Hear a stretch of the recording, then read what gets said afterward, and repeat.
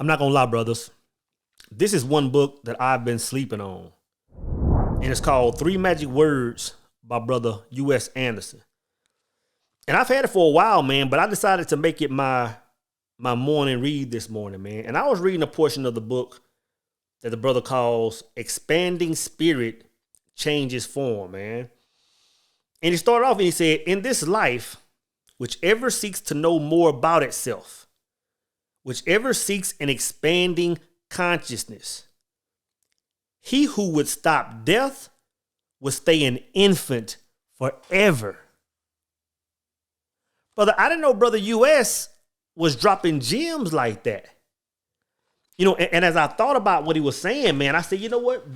That's what keeps most people stagnant in life.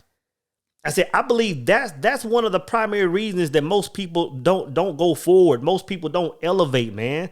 Most people don't challenge themselves to be better.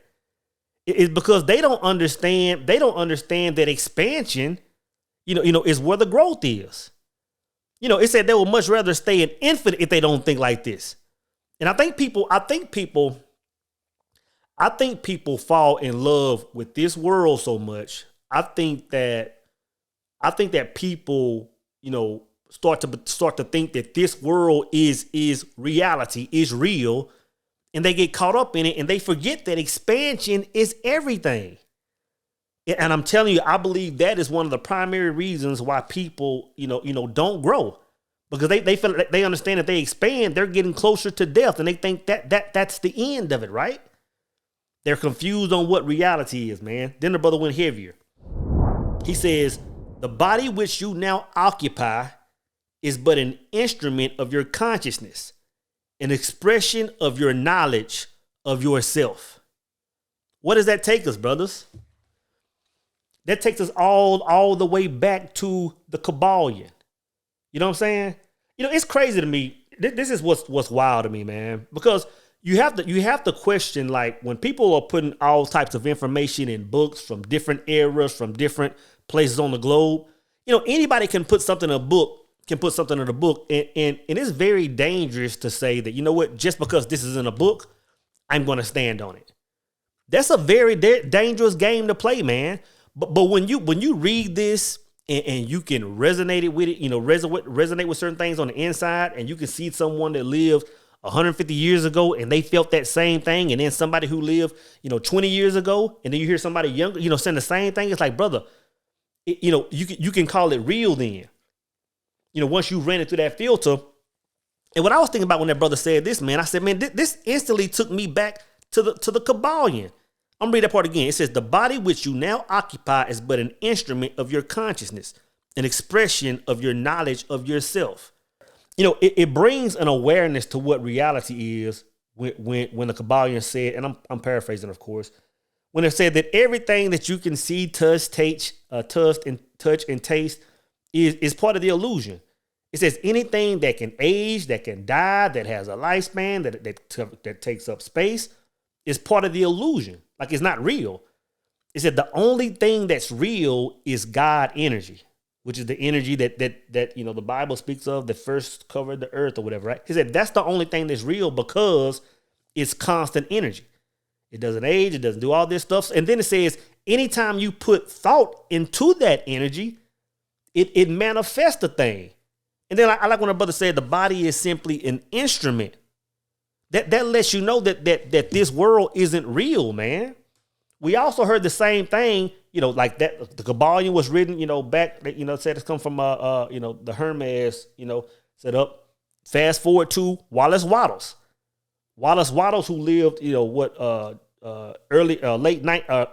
1800s, said the exact same thing in a different way to break it down just a little bit different. He says, brothers, everything outside of ourselves, he said, there's this stuff. There's this stuff all around us. He said, I don't know what to call it, nothing except this thinking stuff. He said, anytime you put your thought, your intention into this stuff, it manifests the thing. And several other people have said that. Several other people have talked about what the illusion is and what reality is. And it's like that energy of constant energy, the energy of God, if you will, It's all around us. Even in this generation, man, you have brother Ralph Smart saying, breathe in that good ass prana. As if to say that the energy, the power that we need to be tapping into, or the power we have access to, is all around us, brothers. Which means that everything inside of that frequency or that thinking stuff is part of the illusion, man. And I think those thoughts are the initial thoughts that make a person understand, that allow a person to understand that this is delusion and everything else is reality. You know what I'm saying? That same energy that rests in the 5D, that spirit energy, is that same thing that rests amongst us that's not a material thing, man. I believe that's a powerful thing, brothers. But what does that do for the mind? Knowing that all things that are created, all things that we experience, all things that we can taste, touch, and whatever, are creations of the mind, what does that do for us? What benefit does that give man? It says that all your problems really aren't problems, man. Think about it. If everything that we experience, everything that we have, everything that we possess, all of our issues, if they're all creations from our thoughts, that says they're really not real. So to eliminate that, all we have to do is change our thoughts, man. To eliminate any problem, all we have to do is change our thoughts. And I read this all the time in the Master Key system. I normally paraphrase it, but here lately, I've been living to read it, man, because it's so on point. And in the Master Key system, it says, as all conditions are thought creations and therefore entirely mental, disease and lack are simply mental conditions in which the person fails to perceive the truth. As soon as the error is removed, the condition is removed. Think about that, brother. As soon as the error is removed, the condition is removed. So as soon as you change your mindset, that issue, those problems, that whatever you have going on, as soon as you change your mindset, those issues are gone, man. It all makes sense. If the thoughts we put in this ether or this thinking stuff is creating our life, then as soon as we change that, brother, the whole game changes. The whole game changes. So if that same power works for correcting our quote unquote problems, that same theory, that same recipe has to work for us achieving our levels of greatness.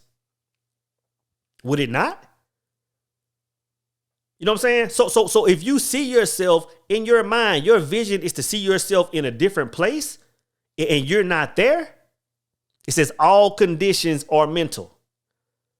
All conditions are mental. So in other words, as soon as you start seeing yourself in that place, that condition will manifest itself, man.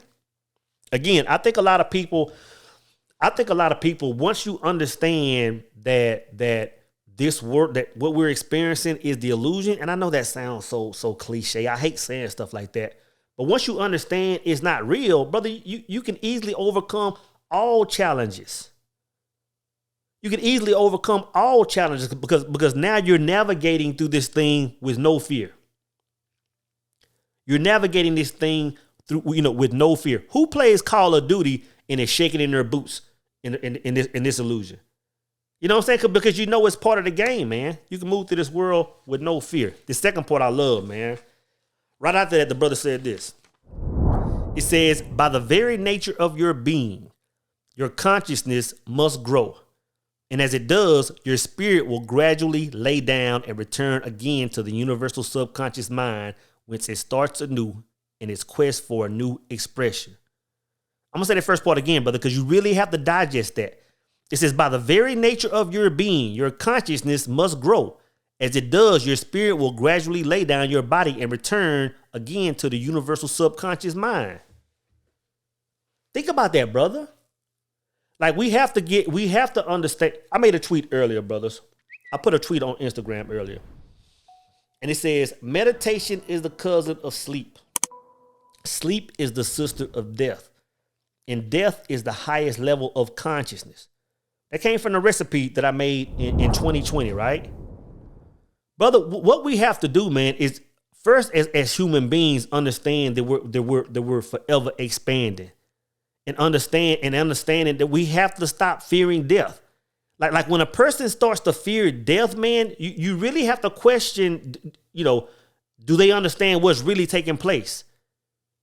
Do they understand that death is actually just a graduation? But think about this, man. If death is the highest level of consciousness, what that means is every single day that we're living, every single day that we live it. In other words, every single day that we go to sleep and wake up, that means when we wake up, we're deeper submerged in the all. We're deeper submerged in the ultimate level of consciousness, man, which we will achieve once we leave this planet. But what does that mean for a man? In other words, how should that alter how a man moves in this illusion? But it means that you simply have to stay in your visions, man. Like if you set a goal, if you set a vision, and you set accomplishments, and you're in a state where you just can't figure it out, man. It's like, I want to make moves a certain way, but I just don't know how to do it yet. Stay in that vision, man. Stay in that vision, because tomorrow when you wake up, you're deeper submerged in the all. You have that much more information access, man. That's why the Bible says, when it talks about prayer, it says to pray without ceasing. In other words, when you make that decision and you go into that state, never come out. Because even if you don't see it, brother, the answers are coming. The downloads are coming, man. So stay in it, brothers. Another thing that it should do for the mind, man, is understanding that death is the highest level of consciousness. Understanding that every day a man lives, he's that much deeper, deeper submerged in the all. It makes you really start to say, you know what? I really have to understand and respect and receive knowledge from those that have lived before me, or those that are older than me. In my opinion, brother, I think you would gain more knowledge out of if you're plugged in, if you're in tune. I think you would gain more knowledge by sitting with a older man, an older woman that's maybe 80, 90, nearing 100 years old, than you would some of our modern day gurus. In other words, I think you would get more intel, more spiritual intel from a homeless person. Let me say it like that. That's 80 or 90 years old than you would some millionaire marketer today. I really believe that. Man, because think about the book. I always talk about the book. Is it The 5 Secrets You Must Know Before You Die? Think about that, man. This book, the part that I read at least, the majority of it was talking about all these people that were in hospice on their deathbed, and all these people had regret. All these people were saying, man, I wish I would have did this. I wish I would have did this. And the reason is, they were that much closer to death. They were that much more submerged in the all. So in reality, they could look back and see the power they had back in the days. They could see their potential. They could see their God power that they had when they're in their 20s, 30s, 40s, 50s, 60s, 70s. You know what I'm saying? So it makes sense, man. It makes sense. I can remember I wrote an article for a Dallas newspaper back in like 2017, 2018, right? And the article was called Angels Amongst Us. Long story short, man, the article is about an experience that I had probably over the course of 2 months, 3 to 4 months, maybe. I can't remember. Interaction I had with a homeless man that stayed down. Well, he was always outside of my apartment building when I stayed downtown Dallas. And man, this brother, we kind of grew. I would start off, giving him tips, and I was buying this newspaper that he was selling. And just over time, man, this brother just started giving me game. Matter of fact, he's the reason that I even started writing. He's the reason part of the reason that I started doing YouTube videos. Because when I talk about all this stuff I was doing when I started making YouTube videos, all this happened within a week of me interacting with this guy, man. It was all happening at the same time, man. And then I can remember one day me and my son were walking down the street, and he gave my son just some game. And the game he gave us, man, was something you couldn't get from a textbook. You couldn't really just get on YouTube and hear somebody talking about this on a regular basis, man. He was giving us information just from life experience. He was giving us information really because he was deeper submerged in this all energy I'm talking about, man. So we really have to, brother, I'm telling you, don't judge a book by its cover, man. We have to understand that a lot of these senior people that have lived life a long time, brother, you have to understand they have access to something we don't have access to yet, man. You know? The highest level of consciousness, brother. Expanding. Seeking the highest level of consciousness. Again, meditation is the cousin of sleep. Sleep is the sister of death. And death is the highest level of consciousness. You know, sometimes, man, when I start meditating, I really have to understand the place that I'm going. I really have to understand that I'm actually, leaving the presence of my body and submerging, the majority of my soul, if not all, in the fifth dimension. I understand that I'm becoming that